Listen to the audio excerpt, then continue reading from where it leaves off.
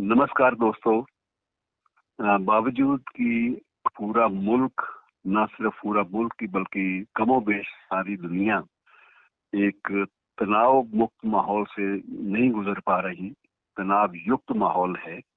इसके बावजूद हम लोग अपनी कल्चर को नहीं भूलते। तो मित्रों, सबसे पहले कि राम राम। आज रामनवमी का दिन है और इस दिन अगर हम राम का नाम नहीं लेंगे तो ना तो मन में कुछ सुख मिलेगा, लगेगा जैसे बहुत बड़े फर्ज की अदायगी में पिछड़ गए हैं। और दूसरी बात ये भी है कि जब आपदा का वक्त हो, संकट हो, तो उस वक्त यह नाम बहुत याद आता है। और मतलब सबसे खूबसूरत बात यह है कि राम के बारे में जिन्होंने भी लिखा, उन्होंने ना तो भाषा का ध्यान रखा, ना उन्होंने भूगोल का, ना जाति का, ना मजहब का, और बड़ी श्रद्धा के साथ लिखा।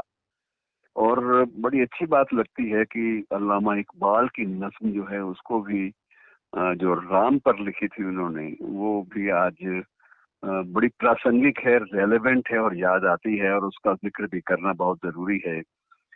मैं जरूर उस शेर का जिक्र करूंगा जो अल्लामा ने कहा था कि है राम के वजूद पे हिंदोस्तां को नाज, यह राम के वजूद पे हिंदोस्तां को नाज, अहले नजर समझते हैं उसको इमाम हिंद। अहले नजर समझते हैं उसको इमाम हिंद। और ये हिंदियों की फिक्र फलक रस का है असर, ये हिंदियों की फिक्र फलक रस का है असर, कि रिफत में आसमान से भी ऊंचा है बामे हिंद। रिफत में आसमान से ऊंचा है बामे हिंद। और सब फलसफी हैं खित्ता मगरिब के राम हिंद, मशहूर दिन के दम से है दुनिया में नाम हिंद। तो दोस्तों, इसमें मजहब की बात नहीं होती। हालांकि अल्लामा इकबाल को इस्लाम का भी बहुत बड़ा स्कॉलर, बहुत बड़ा विद्वान माना जाता है, उर्दू के शायर तो महान थे ही, लेकिन इसके बावजूद जहाँ अकीदा है, जहाँ श्रद्धा है, जहाँ अपने खित्ता मगरिब के राम की बात आती है, तो वो उस वक्त उनका भी सर झुका और खूब झुका। और इसी तरह से मुझे याद आता है कि शमसी मीनाई साहब हुए हैं डॉक्टर लोहिया के साथ, काफी आंदोलनों में, समाजवादी आंदोलनों में हिस्सा लेते रहे थे।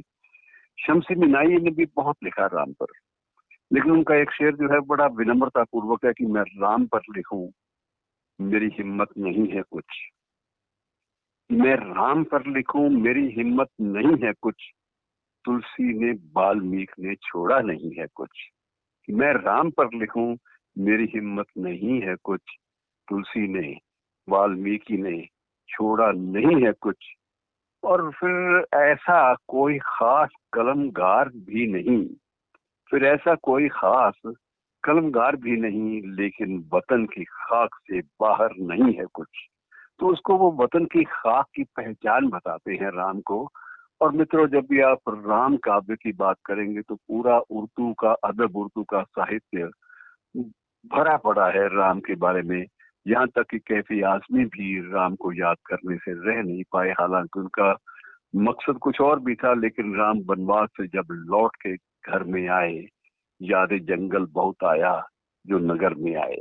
तो कहीं भी ऐसा नहीं है कि कोई भी व्यक्ति इससे मुक्त हो पाया हो, राम के प्रभाव से मुक्त हो पाया हो। और कई तो बड़े अच्छे अच्छे खूबसूरत से शेर छोटे छोटे हैं, जिनका जिक्र कर लें तो आपको भी आज के दिन अच्छा लगेगा। खासकर तनाव के माहौल में एक वली उजलत साहब हुए हैं, तो उनका भी है कि क्या सितम करते हैं मिट्टी के खिलौने वाले, कि क्या सितम करते हैं मिट्टी के खिलौने वाले, राम को रखे हुए बैठे हैं रावण के करीब। तो ये छोटे छोटे जो शेर हैं, छोटे छोटे, ये एक बात को, इस बात की एक बकायदा इसको सर्टिफाई करते हैं, इस बात की वो प्रमाण देते हैं इस बात का कि हमारे देश में सांची कल्चर जो है वो पूरी तरह से जिंदा है, और उसका किसी जबान या मजहब से कोई रिश्ता नहीं है। और इसी तरह का एक और शेर खूबसूरत सा छोटा सा याद आता है कि भूल जाता हूँ मैं खुदाई को, कि भूल जाता हूँ मैं खुदाई को, उससे जब राम राम होती है। तो ये मित्रों बहुत सारी बातें हैं जो अच्छी लगती हैं, खूबसूरत। बहरहाल थोड़ी सी जिक्र थोड़ा सा जिक्र आज के उस तनाव का भी कर लें, उसको भी दरगुजर करना मुश्किल है, क्योंकि बहुत सारे नए नए सवाल हमारे सामने आ जाते हैं। और ये सिलसिला रोज मित्रों कोई नई बला, नई चुनौती लेके सामने आता है।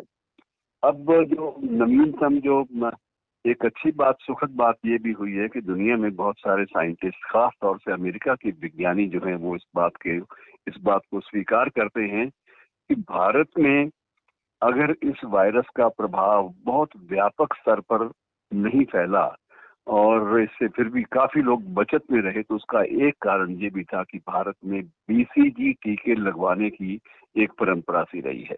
और मित्रों, ये है भी सही कि ये भी पाया गया कि जिन जिन मुल्कों में बीसीजी टीके आप जानते हैं मेरे ख्याल में कि ये राष्ट्रीय नीति है हमारी, और इसमें बीसीजी टीके जो है ये लगाए जाते हैं, जन्म के तत्काल बाद इनका सिलसिला शुरू हो जाता है। लेकिन अमेरिका में ये सिलसिला नहीं है, इटली में भी नहीं है। और अमेरिका और इटली में इस वायरस का सबसे बुरा प्रभाव देखा गया है, और कम से कम ये बात, और हॉलैंड में भी नहीं है। ऐसे बड़े मुल्क हैं जो इससे वायरस से पीड़ित हैं, लेकिन वहां पर बीसीजी की परंपरा नहीं है। उनकी वो जो स्वास्थ्य की नीति है, राष्ट्रीय नीति, उसमें बीसीजी का प्रावधान नहीं है। हमारे यहाँ है प्रावधान। और मित्रों, दुआ करें कि अगर हमारे लोगों में कोई कोताही ना हो जाए, हमसे हिदायतों में कोई कोताही ना हो जाए, जैसी कोताही अभी निजामुद्दीन वाले मसले में हो गई, तो ये ऐसी अगर कोताहियां ना हो, ऐसी कोताही ना हो, हम लोग जो तयशुदा हिदायतें हैं उन पर अमल करते रहें और थोड़ा सा तनाव मुक्त रहें। क्योंकि मित्रों, ये संकट ऐसा है, ये पहली बार इतने बड़े स्तर पर आया है। और अब यूएनओ तो ये मानता है कि दूसरे महायुद्ध के बाद उससे भी खतरनाक संकट के रूप में, आपदा के रूप में ये संकट हमारे सामने आया है, ये आपदा आई है। और ये आपदा उससे भी ज्यादा खतरनाक इसलिए कि द्वितीय महायुद्ध में बहुत सारे देश उसमें पूरी तरह से उसमें कूदे नहीं थे, बहुत सारे देश बीच में शामिल नहीं थे। लेकिन अब यह है कि विश्व के ज्यादातर देश जो है इस वायरस से पीड़ित हैं। इन मानों में ये द्वितीय महायुद्ध और प्रथम महायुद्ध से भी बड़ा संकट है मित्रों। लेकिन उम्मीद की किरणें भी हैं, क्योंकि हमारे विज्ञान ने और हमारी जो जागरूकता है उसमें बहुत कुछ सीखा भी है। हम लोग धीरे धीरे पहले से ज्यादा मैच्योर भी हुए हैं, प्रौढ़ भी हुए हैं, चीजों को समझते हैं। और बावजूद अपने व्यापक स्तर पर फैले हुए ज्ञान के बावजूद जो एक सामान्य समझ है, सामान्य बुद्धिमत्ता है, उसका तकाजा है कि हम लोग इन चीजों से, इन खतरों से वाकिफ नहीं है और जूझने को तैयार रहते हैं। और दुआ करें मित्रों कि ये सारी चीजें काम आए और हम लोग भी इस आपदा से यथाशीघ्र मुक्त हों। और राम की कृपा भी चाहिए हमें, अल्लाह मियाँ का फजल भी चाहिए हमें। बहुत दुआएं ढेरों मांगनी है, लेकिन दुआओं के साथ साथ ये बात भी याद रखनी है कि हम स्वयं अपने क्रिएटर हैं और अपने डिस्ट्रॉयर हैं।